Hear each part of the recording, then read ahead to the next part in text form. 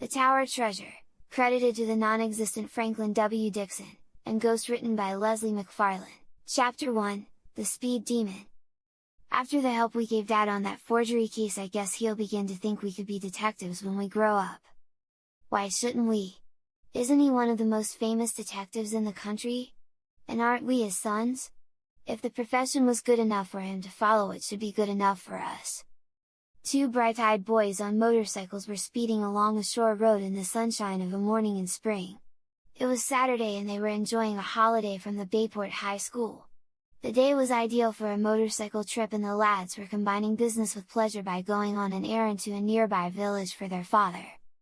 The older of the two boys was a tall, dark youth, about 16 years of age. His name was Frank Hardy. The other boy, his companion on the motorcycle trip, was his brother Joe, a year younger. While there was a certain resemblance between the two lads, chiefly in the firm yet good-humoured expression of their mouths, in some respects they differed greatly in appearance. While Frank was dark, with straight, black hair and brown eyes, his brother was pink-cheeked, with fair, curly hair and blue eyes. These were the Hardy boys, sons of Findon Hardy, an internationally famous detective who had made a name for himself in the years he had spent on the New York police force and who was now, at the age of 40, handling his own practice. The Hardy family lived in Bayport, a city of about 50,000 inhabitants, located on Barmay Bay, 3 miles in from the Atlantic, and here the Hardy boys attended high school and dreamed of the days when they, too, should be detectives like their father. As they sped along the narrow shore road, with the waves breaking on the rocks far below, they discussed their chances of winning over their parents to agreement with their ambition to follow in the footsteps of their father. Like most boys, they speculated frequently on the occupation they should follow when they grew up, and it had always seemed to them that nothing offered so many possibilities of adventure and excitement as the career of a detective. But whenever we mention it to Dad, he just laughs at us, said Joe Hardy. Tells us to wait until we're through school and then we can think about being detectives. Well, at least he's more encouraging than Mother, remarked Frank. She comes out plump and plain and says she wants one of us to be a doctor and the other a lawyer. What a fine lawyer either of us would make! Sniffed Joe. Or a doctor, either. We were both cut out to be detectives and Dad knows it. As I was saying, the help we gave him in that forgery case proves it. He didn't say much, but I'll bet he's been thinking a lot.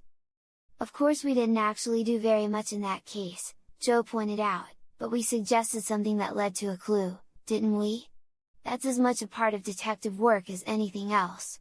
Dad himself admitted he would never have thought of examining the city tax receipts for that forged signature. It was just a lucky idea on our part, but it proved to him that we can use our heads for something more than to hang our hats on. Oh, I guess he's convinced all right. Once we get out of school he'll probably give his permission. Why, this is a good sign right now, isn't it? He asked us to deliver these papers for him in Willowville. He's letting us help him. I'd rather get in on a real, good mystery, said Frank. It's all right to help Dad, but if there's no more excitement in it than delivering papers, I'd rather start in studying to be a lawyer and be done with it. Never mind, Frank, comforted his brother. We may get a mystery all of our own to solve someday. If we do, we'll show that Findon Hardy's sons are worthy of his name. Oh boy, but what wouldn't I give to be as famous as Dad? Why, some of the biggest cases in the country are turned over to him. That forgery case, for instance. $50,000 had been stolen right from under the noses of the city officials, and all the auditors and city detectives and private detectives they called in had to admit that it was too deep for them. Then they called in Dad and he cleared it up in 3 days. Once he got suspicious of that slick bookkeeper whom nobody had been suspecting at all, it was all over but the shouting. Got a confession out of him and everything. It was smooth work. I'm glad our suggestion helped him. The case certainly got a lot of attention in the papers.